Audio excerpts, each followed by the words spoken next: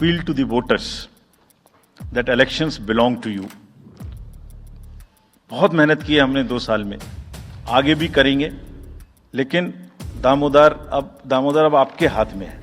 We are handing over the baton to you. Please come and vote. Political अपने जितने भी हमारे चुनाव कराने कर्मी जाएंगे, उनसे मैं फिर से एक बार अपील करना चाहता हूं, वो आज सुन रहे होंगे कहीं ना कहीं, कि लेवल प्लेइंग फील्ड प्रोवाइड करना उनका परम धर्म है. इसमें से कतई भी कोताही ना बरतें. उनको बताया गया है, इंस्ट्रक्शंस दी गई हैं, अगर बरतेंगे तो will be ruthless in dealing, because majority ऐसा नहीं करती. अगर 1-2 करेगा तो उसकी वजह से हम अपने इलेक्शंस को बदनाम नहीं होने देंगे. Will be ruthless. नमस्कार, हूँ संजय ઈજાવા. મિત્રો, આજે આપણે ઇલેક્શન વિષયમાં થોડુંક વાતો કરીએ. ઇલેક્શન કમિશન દ્વારા એક પ્રેસ કોન્ફરન્સ કરીને એની અંદર જાણકારી આપવામાં આવેલ છે. લેવલ પ્લેઇંગ ફિલ્ડ થશે એટલે દરેક લોકોને સમાન રીતે, દરેક પાર્ટીને, પોલિટિકલ પાર્ટીને સમાન હક સાથે એક સમાન ઇલેક્શન આ વખતે થશે. એના માટેનું આ એક પ્રેસ કોન્ફરન્સની અંદર વારંવાર એને લેવલ પ્લેઇંગ ફિલ્ડનું શબ્દનો ઉપયોગ કરવામાં આવેલ છે. ચલો આપણે જોઈએ લેવલ પ્લેઇંગ ફિલ્ડ આજે કઈ રીતે પાલન થાય છે એનો વિશ્લેષણ આપણે અમુક મુદ્દાઓ સાથે આપણે અહીંયા કરવા જઈ રહ્યા છે.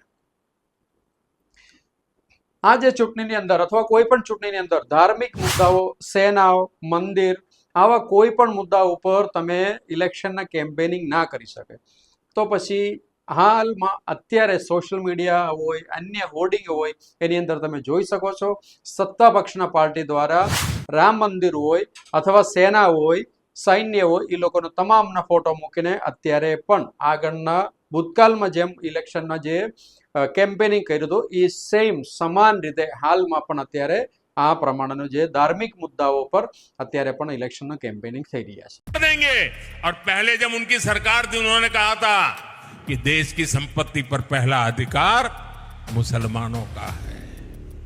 इसका मतलब ये संपत्ति इकट्ठी करके किसको बांटेंगे?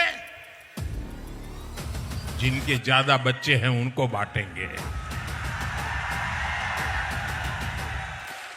घुसपैठियों को बांटेंगे.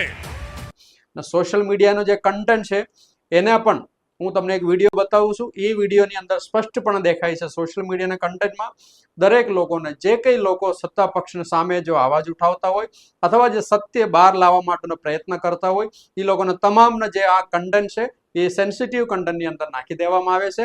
આ વિડીયોની અંદર તમે અત્યારે જોઈ શકો છો સેન્સિટિવ કન્ટેન્ટ તમને બતાવવામાં આવે છે. આની અંદર આ ફોટો અથવા જે આ વિડીયોની અંદર સેન્સિટિવ કન્ટેન્ટ છે, એટલે તમે આ જોવા માંગતા હોય તો તમે એને ક્લિક કરીને જોઈ શકો છો, અથવા તમે આ કન્ટેન્ટ તમને જોવા માટેનું કોઈ જરૂરી નથી. એ ટાઈપનું આખું એક એની અંદર પ્રોપોગન્ડા ચલાવવામાં આવે છે.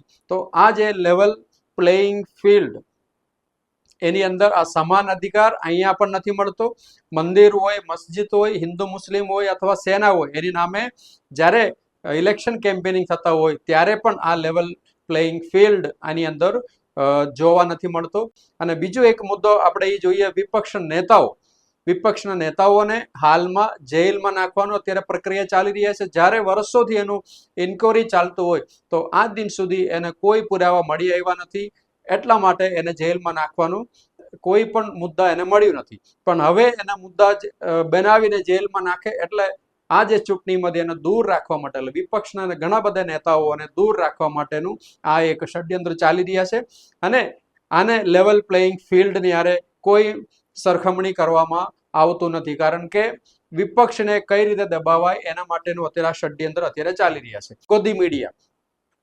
ગોદી મીડિયાની વાત કરીએ તો ગોદી મીડિયાને હાલમાં તાજેતરમાં આરટીઆઈ દ્વારા મળેલા વિગત મુજબ ગોદી મીડિયાને 3000 કરોડથી પણ વધારે રૂપિયા પોતાના પ્રચાર માટે અને પોતાનું ખાતાનું પ્રચાર માટે આપી દેવામાં આવેલ છે.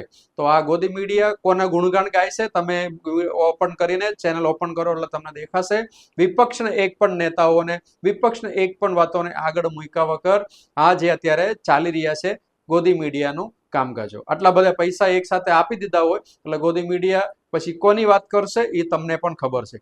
શાસક પક્ષના જે ચૂંટણીના મુદ્દા છે, રામ મંદિર છે, નોન વેજ છે, અને મોદી કા ગેરંટી, બસ આ જ વસ્તુ ઉપર અત્યારે ખરેખર અત્યારે એનું ચૂંટણીનું જે કેમ્પેનિંગ છે ચાલી રહ્યા છે.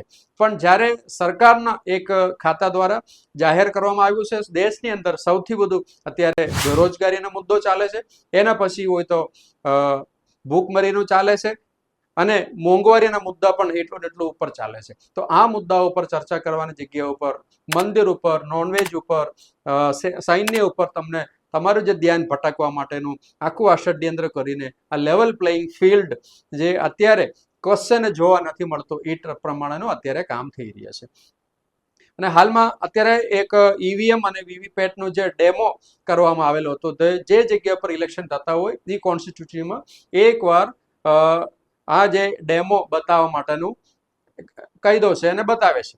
તો હાલમાં અત્યારે જે ફેઝ 2 ની અંદર જે કેરલા જેવા જે સ્ટેટની અંદર જે ઇલેક્શન થવા જઈ રહ્યા છે એ જે સ્ટેટની અંદર કોન્સ્ટિટ્યુશનમાં જે કંઈ તમારે ડેમો જે બતાવવામાં આવેલું છે એ ડેમોની અંદર 10 વોટ નાખે એટલે 1 વોટ વધારાના વીવીપેટની અંદર ભાજપને મળે એવું અત્યારે સમાચાર આવી રહ્યા છે. તો આ બધે લેવલ પ્લેઇંગ ફિલ્ડની અંદર સેટ નથી થતું. કોઈ પણ સંજોગોમાં આ પ્રમાણે જો કામ થતા હોય તો વિપક્ષને નબળો કરીને પોતે જે શાસક પક્ષનો જે પાર્ટી છે એ પાર્ટી હાલમાં મજબૂત થઈને આગળ વધી રહ્યા છે, કારણ કે સત્તાના દુરુપયોગ અહીંયા બધી જગ્યાઓ પર થઈ રહ્યા છે. આપણે આ બધી મુદ્દાઓ પર ચર્ચા થતા તમને આ વસ્તુ સ્પષ્ટ દેખાવામાં આવશે, સ્પષ્ટ તમને ધ્યાન પર આવશે.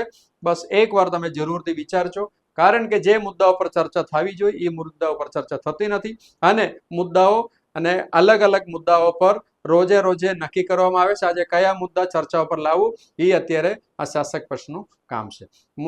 મિત્રો, આ વિષય ઉપર તમારે વિચારવાનું છે, તમારે કઈ રીતે આગળ વધવું છે, તમારે કઈ રીતે આગળ કામ કરવું છે, કે તમારે કઈ રીતે આગળ વોટ આપવું છે, કોને તમારે સત્તા પક્ષમાં કોને લાવવું છે.